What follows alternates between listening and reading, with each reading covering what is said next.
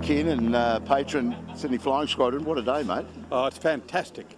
This collection of people, and I think that we have lived through the most amazing period of yachting. We've been so fortunate. We've been lucky, haven't we? We have been bloody lucky. And I am absolutely delighted to be patron of the Sydney Flying Squadron. The history there, I mean, we've got this finest harbour in the world, and the fact that our boatmen, these commercial boatmen that were the ferry masters, that's how you got around the harbour, that they decided that they wanted to have a bit of relaxation. And it wasn't a fluke that these blokes like Billy Barnett, who we're honouring today, this harbour, because we're an island continent in the days of sailing ships particularly, that was the only mode of transport. So there was a lot of talented shipwrights and boat builders in this harbour. They got interested in racing each other at some point, didn't they? That's right. And your status in the community depended on if you were a boat builder, if you were a ferryman, if you were a fisherman, a rower. All of your status came in ascending orders for these practices, which is great. Yeah, well, that's unfortunately since the age of 747s, that's sort of diminished a bit. This is now not even a working harbour so much. So the tradition of what the Australian Open Skiff Trust and the Sydney Flying Squadron, with your help and everybody else that gets behind this, as this goes forward, I think it's a good thing to do, isn't it? We've got to get more people aware of the history and the culture and the whole razzmatazz since Mark Foy had the idea. That's what we're trying to do. I certainly agree with that. And the history of the harbour is, it's here in the boats. Well, and what about the personalities that are here today, Ian? What a great collection of villains. Who's who, yeah, all ageing. Yes. Like the boat designs. But, yeah, that's right. Yeah, but there's not too many gaff riggers around. That's right. Well, anyway, that's Ian's ideas. We'll be back shortly with the main speeches of the day. Billy Barnett will get to answer for the critics and the ideas people on that floor. Kenny Beashel probably has a that'll few be ideas. good. Yeah, we'll get Kenny He'll going. have an idea or two. I think so. Thanks, Ian. Thanks, Kilo. With Garry Linacre, the fearless starter on the Ripple side, mate. We do a lot of video of you blokes getting those boats underway. Today, what do you think of this, mate? Oh, this is just a wonderful day to have some of the people that are here, the faces that have adorned Sydney Harbour for all these years, the Beashel family, and you know, we go to the Beashel boy, and to have Billy Barnett here, who was just somebody who was a youth from Melbourne, I just idolised as a boat builder and a man who made these magnificent dragons that were out there that just looked fantastic, and we're lucky to have 3 of those boats here today. Sydney Harbour's just the most amazing place for sailing and for boats. 18-footers. And for 18-footers particularly, for history, the story of the Myra going forward, and to see the boats out there every week. I just, and to be lucky enough to be mother duck to all of those little new 18-footers. Tell them when they can go and when they can come home. Flip it around, tell them when they can go and when they come home, and fight about how much wind there is and so on and so forth. This is the centre of the earth. And 18-footers have got a lot to do with it. Yeah, my word. And we've got to keep these sorts of days going, haven't we, Gary? It's good to get everybody together occasionally. Get a campfire going. Oh, it is fantastic. This is like an amazing reunion. There must be 5 or 6 generations here. People that have known each other, been brought up together around classes of boats and 18-footers, and have loved 18-footers and other boats like what Mr. Barnett has built. And it's fantastic to have him here today. And how good does he look? He's just looking amazing. How old is he? 98 coming up. So he'll be at the christening, at the launch. You'd reckon? Yeah. You'd back it in. Definitely. He'll be there. And I hope there's a whole lot of us here that own a little bit of it. Yeah, good on you. Thanks, Gary. No worries. Cheers. Enjoy the day. Thank you. It was a tough life back then, but theirs was a brotherhood of sailors, families, workmates, neighbours, team members, all in these crews. That was a really powerful brethren back then. And with a big fleet, you got exciting sailing, and they had easily recognised boats too. So it was a huge spectators event. The lure of hunting, of course, was too much for some, and the bookies were there to add another colourful social dimension. But it wouldn't have been a comfortable place for our smart-suited, beaming young Tommy Waterhouse. No. These guys knew their sport. These guys knew their sport. They knew their sport, and they were just as much a part of this foundation too. That's what the class rests on. That's what Sydney sailing rests on, stories like this.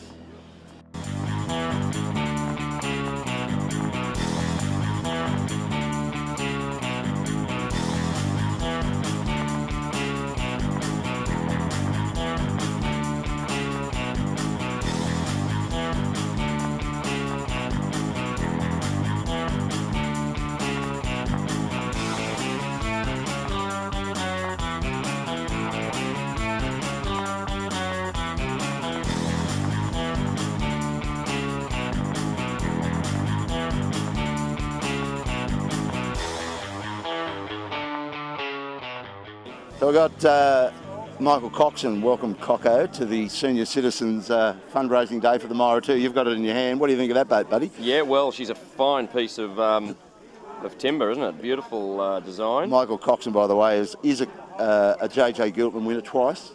Twice, yep. A while ago now. Billy Barnett's only won it once, mate, but he's outlived us all at this point in time. He's coming up to 98. Hopefully, if I could be here in however many years, 60 years, sharing a snag and an oyster, I'd be pretty happy with my life. Yeah. No, what a fantastic man. It's an honour to be here.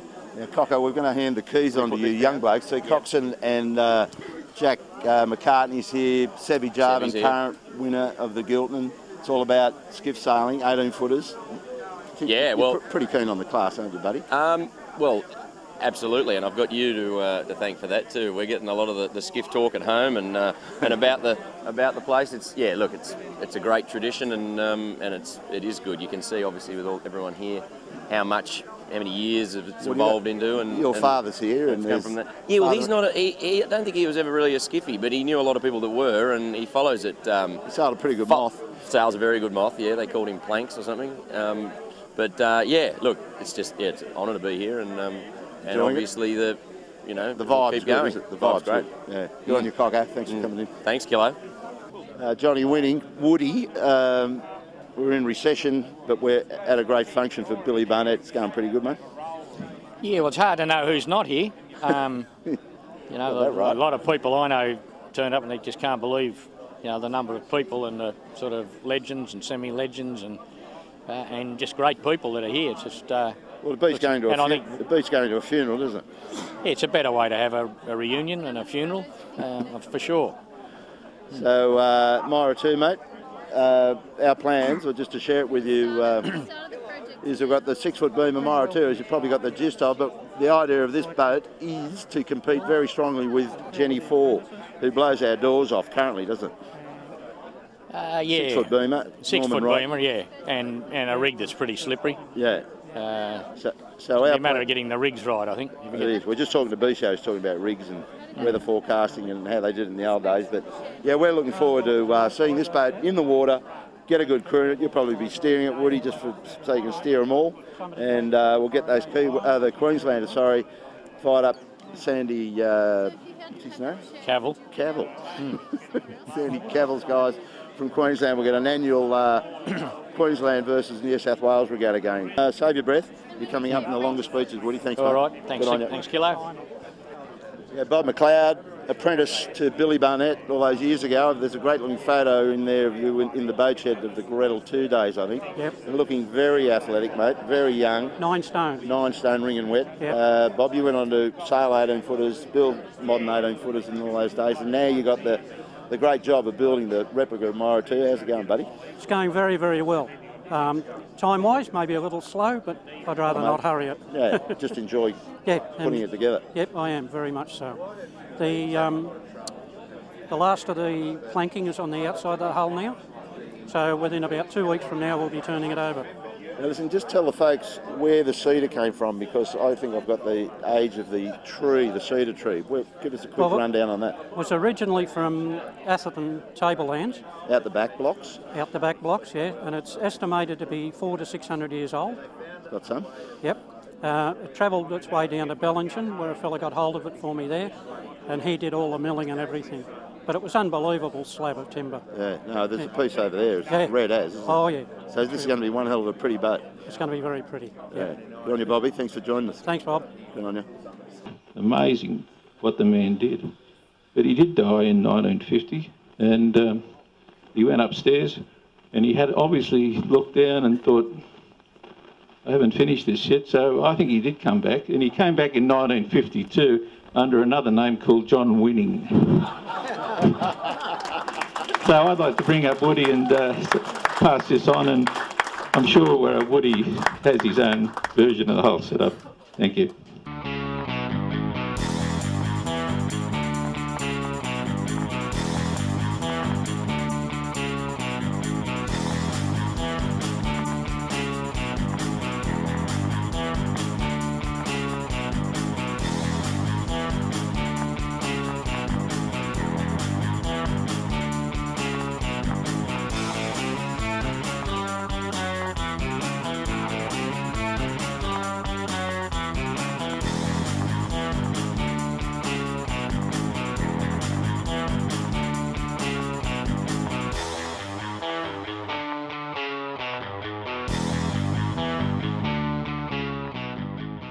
Got Kenny Beashel here at the Billy Barnett Tribute Lunch. Having a good time, Ken? Wow, it's something else, isn't it? A lot of people. There's so many people here, old and you. I mean, you under 30. Well, I've got grey hair. There's so many people over 60, and they've all sailed open boats, you know. That's great. And a tribute to Bill Barnett. Like, goddamn, I'm going to do a little speech later about him and that. And I won't be able to say what I really feel because you've got to speak so reverently about him that it's hard to talk about him as the larrikin he really is. Yeah. No, I reckon you should just let loose. That nobody really wants to know, you know. Yeah. But really, and it'll come through later on, but he was the very first person that sailed 18-footers, open 18-footers, and all types of boats to start sailing yachts. And that's a big tribute to him, yeah. To go from small boats and open class boats into yachts. But that was a progression, wasn't it? Well, young yeah, boat, you've been one of them, by the way, Ken Beashel. You've probably followed along in what he did, and you've got to have a mentor, and you've somebody that he was a mentor. But I want to talk to you about hull shapes. How you blokes, you're forgotten about now because all the boats are out of moulds. Skiff class, particularly 18s, 12-footers, 16-footers, all out of moulds. One design hulls. Well, no two people weigh the same for a start. Correct. And you want to carry the same number of hands because there's only so many feet around a gunnel, so many bums can sit on a gunnel. So you've got to work out the weight of your crew first and decide where you're going to sail the boat. And if you're going to sail on Sydney Harbour, you know you've got tide against you or with you. So you've got to think about what the boat will do in tide. You've got to think about what the crew you want. And then you start evolving an idea of shape.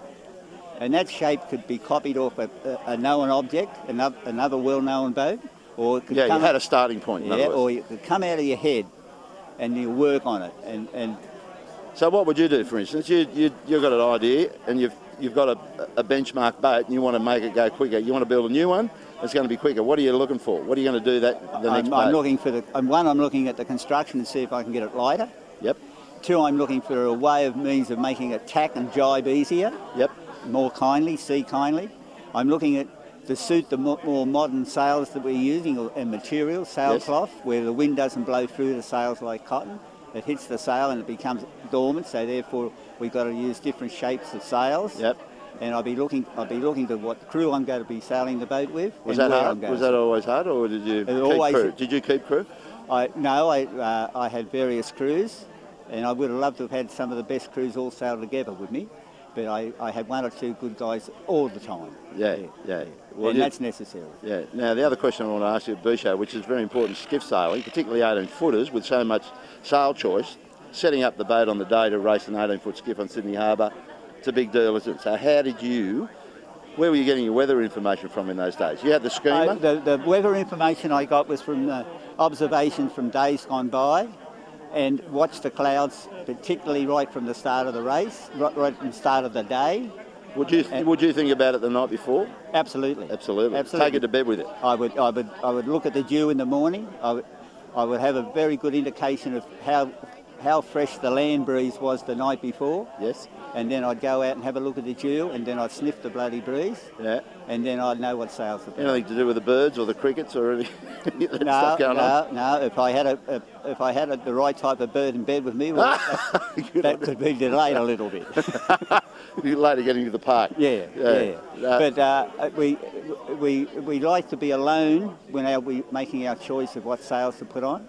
We like to look at the weather for at least 20 minutes consistently and then make a decision. Put the sails on the boat then, and then get out and have a crack for an hour and a half and then bring it home. Yeah,